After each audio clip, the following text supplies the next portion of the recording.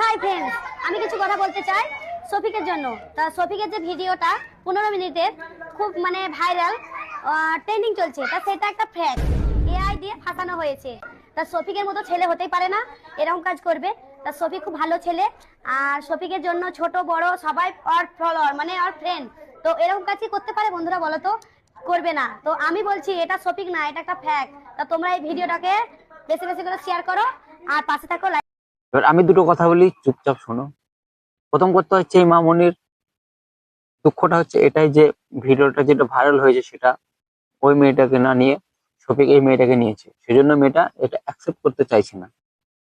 আর দ্বিতীয় কথা হচ্ছে, মামনি তোমার ইংলিশটা একটু ভালো করো, ওটা ফ্যাক হবে না, ওটা ফেক হবে।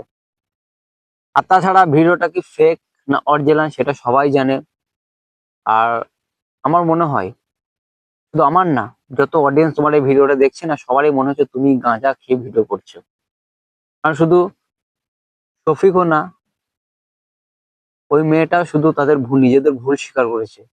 বাট তারপরও তুমি এই ভিডিওটা পোস্ট করছো, মানে এটা রেকর্ড করে পোস্ট করছো যে এটা ফ্যাক্ট, শফিকের মতো ছেলে হয় না। আমি বুঝতে পারছি তোমার মনের দুঃখটা, আমি বুঝতে পারছি। বাট কিছু করার নেই, আর কিছু করার নেই, কারণ সে ভুল একবার করেছে, ভুল তার দ্বিতীয়বার করে না না। আর ভিডিও ভাইরাল করতে চাইবে না, কারণ তার ক্যারিয়ার শেষ হয়ে যাবে মামুনি। সেই জন্য নিজের মনকে একটু শান্তিটা দাও, আর যেটা সত্যি সেটা মেনে নাও, বাস অ্যাকসেপ্ট করো না। আমি আর কিচ্ছু বলবো না।